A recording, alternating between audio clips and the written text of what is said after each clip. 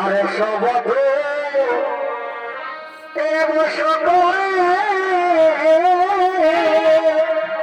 কেন কেন ও তুমি মনে আশা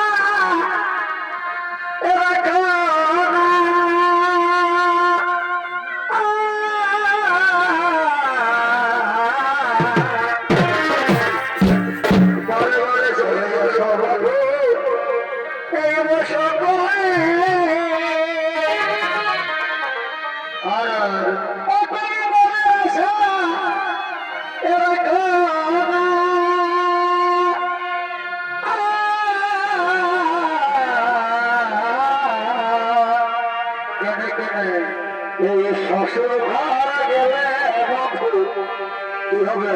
এই শ্বশুর ঘরকে গেলে আর ফিরে দেখা হবে নাই হবে হবে এই শ্বশুর ঘর গেলে মধু ফিরে দেখা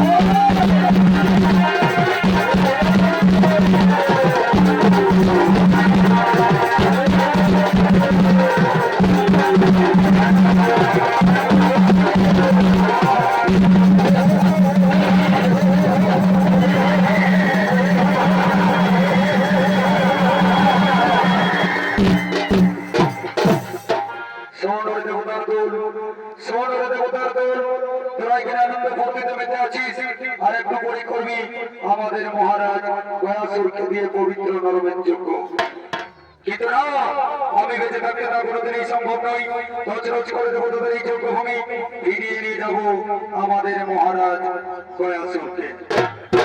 কি বললে আরে অসুর কোলাঙ্গার, কি বললে আরে অসুর কোলাঙ্গার, ফিরিয়ে নিয়ে যাবে তোদের মহারাজ গয়াসুরকে। তাহলে ধনস্ত্র করুন আজকে রণে করব জীব জীব।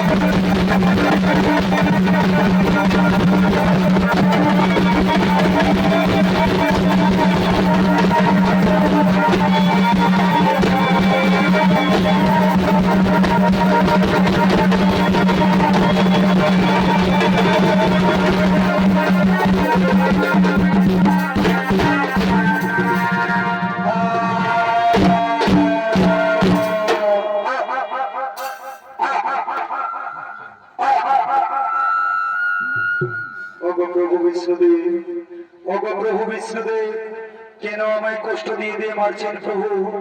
আমার তো সারা শরীর আপনার বিষ্ণু নামে কাঁথা প্রভু। বলুন প্রভু বিষ্ণুদেব, কেন আমায় কষ্ট দিয়ে দিয়ে মারছে? ওরে পুত্র গয়াসুর, ওরে পুত্র গয়াসুর, তোর করুণার তারাতে পুনরায় আরেকবার বর দেওয়ার ইচ্ছা জাগে মোর প্রাণে। বড় পুত্র গয়াসুর, অন্তিম লগ্নে বর প্রার্থনা করো। যে বর প্রার্থনা করিবে তুমি, সেই বর সঙ্গে সঙ্গে করিব পূরণ। ওগো প্রভু বিষ্ণুদেব, ওগো প্রভু বিষ্ণুদেব, সত্যি যদি অন্তিম লগ্নে বর দিতে ইচ্ছুক থাকেন প্রভু, তাহলে আমায় এই বর দান করুন প্রভু। পৃথিবীতে যতদিন চন্দ্র সূর্য থাকবে, ততদিন আপনার এই পদচিহ্নে আপনি সহ সকল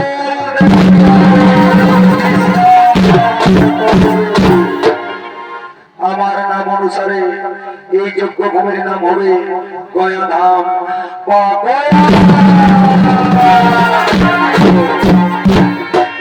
আর এই পবিত্র গয়া ধামে পৃথিবীর নরনারী যদি একবার পিণ্ডদান করে, তাহলে পিণ্ডদানকারীর 7 ক্রোশ পর্যন্ত বৈকুণ্ঠ ধামে করিবে গমন।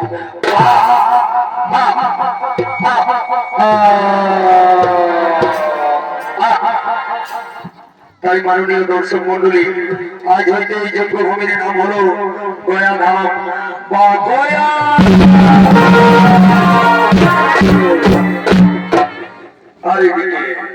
আরেদিকে গয়াসুরের স্ত্রী বেনানি গয়াসুরের খোঁজ করতে করতে যজ্ঞ ভূমির দিকে করিতেছে আগমন।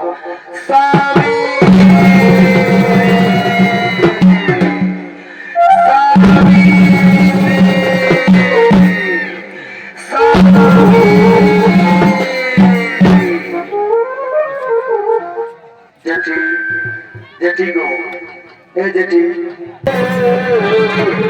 তোরা যে ঢাকে ছাড়ে না যায়, আমি কেমন করে মজবুর যাবে। ও তুমি আমাকে এভাবে